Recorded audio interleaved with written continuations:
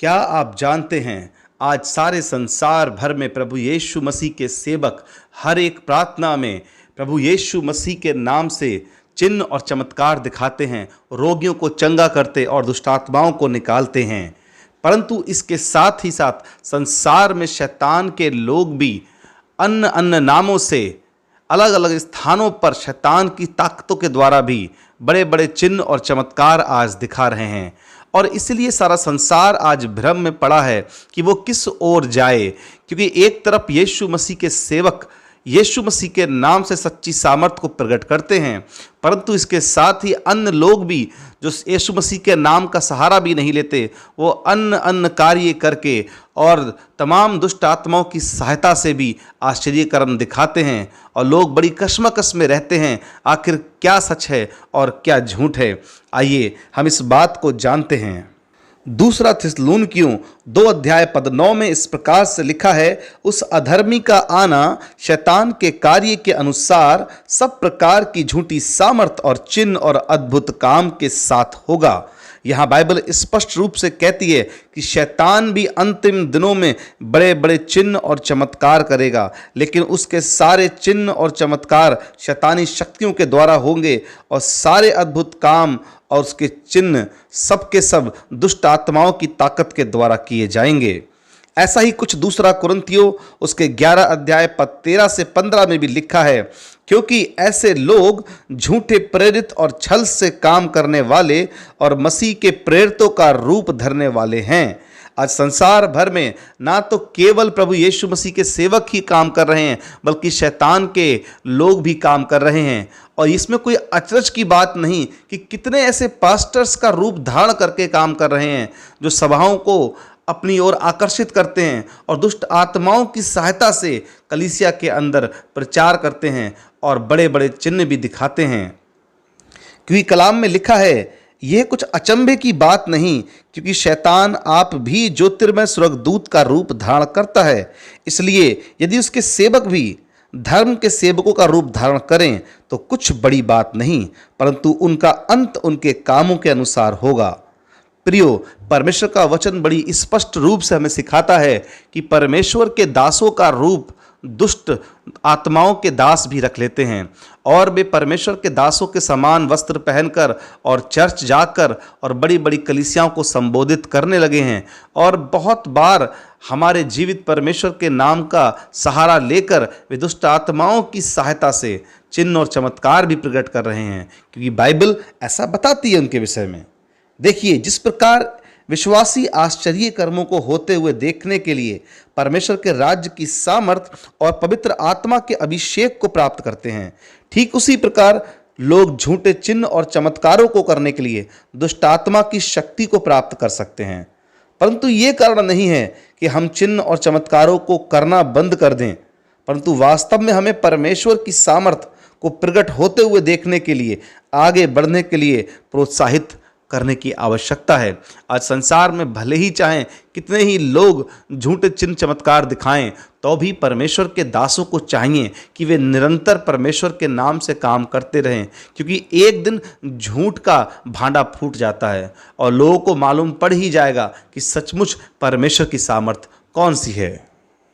मैं आपको समझाना चाहता हूँ कि संसार में आज नकली चीज़ों को ऐसे बनाया जाता है जैसे वो बिल्कुल असली हों और नकली कभी पकड़ा ना जाए, परंतु जितना भी नकली का मूल्य अधिक होगा, उससे अधिक हमेशा असली का मूल्य ही होगा। क्योंकि कभी भी नकली सिक्के या नकली नोटों का चाल चलन हमेशा नहीं बना रहता। एक ना एक दिन वो नकली सिक्के या नोट पकड़े जाते हैं और अंत में उनका कुछ नहीं होता और उनका कोई मूल्य नहीं रहता। उसी तरह हमें परमेश्वर के सच्चे कार्य को जो अलौकिक शक्तियों के द्वारा होते हैं हमेशा करते रहना चाहिए। चाहे कोई कितना भी क्रिटिसाइज करे, हमें कभी भी परमेश्वर के काम को बंद नहीं करना चाहिए, क्योंकि जब हम परमेश्वर का कार्य करते रहते हैं तो एक दिन शैतान की ताकत से काम करने वाले लोग स्वयं ही परास्त हो जाते हैं।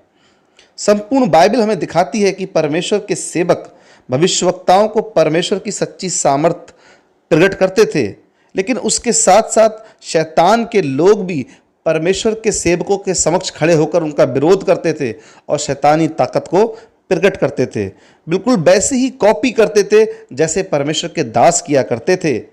लेकिन इसका मतलब ये नहीं था कि परमेश्वर के दास उन झूठे सेवकों को देखकर अपना कार्य बंद कर दें।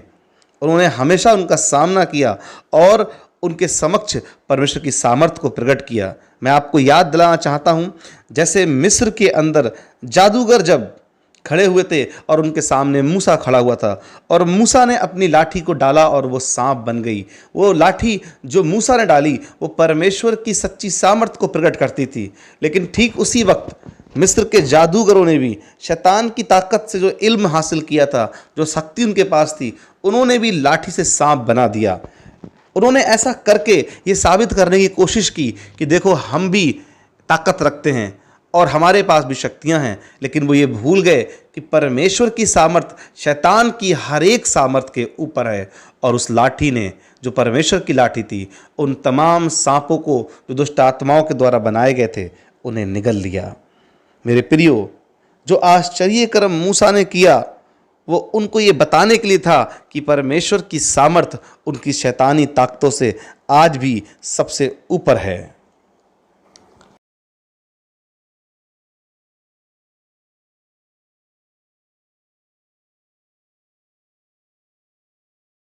दूसरी बार में हम देखते हैं निर्गमन उसके 8 अध्याय पद 18-19 में, वहां इस प्रकार से लिखा है, तब जादूगरों ने चाहा कि अपने तंत्र मंत्र के बल से हम भी कुटकियां ले आएं, परंतु ये उनसे ना हो सका और मनुष्यों पशुओं दोनों पर कुटकियां बनी ही रहीं। तब जादूगरों ने फिरौन से कहा, ये तो परमेश्वर के हाथ का काम है। तो भी यहोवा के कहने के अनुसार फिरौन का मन कठोर होता गया और उसने मूसा और हारून की बात ना मानी। मेरे प्रियो, यहाँ भी वचन हमें इस प्रकार से बताता है कि जब कुटकियां लाने की बात हुई तो उन्होंने प्रयास किया कि वे मूसा के समान कुटकियां ले आएं, लेकिन ये उनसे हो ना सका। क्योंकि कुछ कुछ काम तो वो कर पाए, लेकिन सभी काम परमेश्वर के दासों के समान वो नहीं कर सकते। और आज भी झूठे चिन्ह चमत्कार करने वाले दूसरों को धोखा देने में कुछ टाइम तक सफल हो सकते हैं, लेकिन वो हमेशा परमेश्वर के दास की कॉपी नहीं कर सकते। इसलिए मेरे प्रियो, आप इस बात को भूल जाइए कि संसार में लोग किस प्रकार से जादू टोने का सहारा लेकर कार्य करते हैं, उलझा कर रखते हैं, पैसों के लिए ठगते हैं। लेकिन आपको अपना कार्य निरंतर करते रहना है, चाहे कैसी भी परिस्थिति हो। परमेश्वर एक दिन उनके झूठ का भांडा फोड़ देगा और आप विजयी होंगे। तीसरा एग्जाम्पल मैं आपको देना चाहता हूं एलिया और बाल के भविष्यवक्ताओं से। एलिया ऐसे समय में जी रहा था जब बाल के भविष्यवक्ता असेरा के भविष्यवक्ताओं को राजा अहाब और उसकी पत्नी इजाबेल का समर्थन था और उन्हें बढ़ावा देने के लिए पूरा देश जो था वो मूर्ति पूजा जादू टोने में व्याप्त हो चुका था। पूरी तरीके से पूरे देश ने उनके आगे घुटने टेक रखे थे और हर जगह जादू टोना हो रहा था। लेकिन एलिया ने प्रभु की अगुवाई में उनको चुनौती दे दी और उसने प्रार्थना का उत्तर मांगा और उनसे कहा कि अगर तुम्हारा परमेश्वर जीवित है तो तुम्हारे बलिदान के ऊपर स्वर्ग से आग गिरे। अगर मेरा परमेश्वर जीवित है तो तुम आकर देख लो, परमेश्वर मेरी चढ़ाई हुई बलिदान को ग्रहण करेगा। और सचमुच उन सारे देवताओं के पूजने वालों के समक्ष स्वर्ग से आग गिरी और एलिया की विजय हुई। जबकि वो दावा कर रहे थे इस बात का कि उनका ही देवता सच्चा है। वो लगातार नाचते रहे, कूदते रहे, पुकारते रहे और एलिया उनका उपहास उड़ाता रहा कि और जोर से पुकारो। सुबह से दोपहर हो गई और शाम होते होते उन्होंने चीख पुकार कर थक गए, यहाँ तक कि अपने आप को लहूलुहान भी कर लिया, लेकिन कोई भी सुनने वाला नहीं था। क्योंकि जीवित परमेश्वर केवल एक ही है जो स्वर्ग और पृथ्वी पर राज्य करता है और वही हमारी प्रार्थनाओं का उत्तर देता है। इसलिए ये लोग जो झूठी सामर्थ्य के द्वारा काम करते हैं, ये कुछ समय के लिए तो आपके समक्ष खड़े हो सकते हैं, लेकिन इनकी हार निश्चित है। इसलिए कभी भी निराश ना हो। संसार के लोग झूठे चिन्ह चमत्कार दिखाकर कुछ समय तक लोगों का भला करने का ढोंग कर सकते हैं, लेकिन केवल जीवित परमेश्वर ही आपको विजयी करेगा। एक और एग्जाम्पल मैं आपको देना चाहता हूं यीशु मसीह की सेवकाई से। यीशु पर भी ये आरोप लगाया जाता था कि वो दुष्ट आत्माओं के सरदार बालजबूल की सहायता से अपने कामों को करता है और हमें दिखाई देता है कि किस प्रकार से कई जो शास्त्री और फरीसी थे वो ताक में रहते थे कि यीशु पर इल्ज़ाम लगाएं, उसे गिराएं, परंतु यीशु हमेशा उन पर प्रबल होता था, क्योंकि उसकी सामर्थ उन जादू टोना करने वालों से कहीं बढ़कर थी। और उन्होंने हमेशा ही यीशु के हाथ पराजय को प्राप्त किया।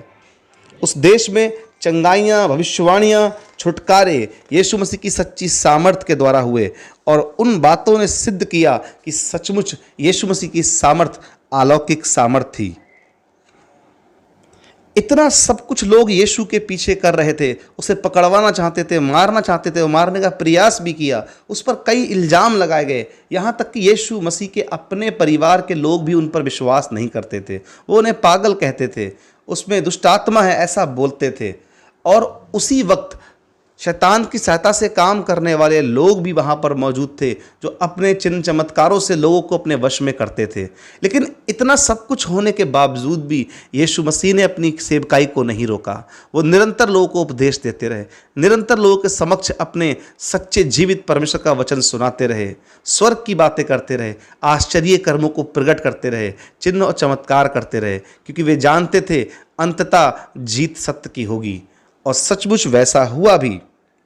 परमेश्वर के वचन में स्पष्ट बताया गया कि वे लोग दुष्ट आत्माओं की सत्ता से दुष्ट आत्माओं को निकाल रहे थे, आश्चर्य कर्म कर रहे थे, लोगों को भ्रमित कर रहे थे, लूट रहे थे, ठग विद्या कर रहे थे, चतुराई से लोगों को फंसा कर रखते थे। लेकिन यीशु मसीह सच्ची सामर्थ से काम कर रहा था। इसलिए मेरे प्रियो, कभी भी इस बात से चिंतित ना हो कि आपके आस पड़ोस में कितने सारे झूठे देवता काम कर रहे हैं, कितने झूठे तांत्रिक काम कर रहे हैं, कितनी झूठी शक्तियों से काम हो रहा है, कितने झूठे पास्टर काम कर रहे हैं जो शैतान की ओर से हैं। लेकिन आपको हमेशा अपना काम करना है, क्योंकि आपके अंदर जो रहता है वो इस संसार से अधिक ताकतवर है, शैतान से अधिक ताकतवर है। सच्ची सामर्थ का मालिक प्रभु यीशु मसीह, जो पवित्र आत्मा आपके अंदर वास करता है, और वो आपको हमेशा विजयी करेगा। इसलिए सदैव इस बात को स्मरण रखें कि परमेश्वर आपका जीवित परमेश्वर है। सबको जय मसीह की।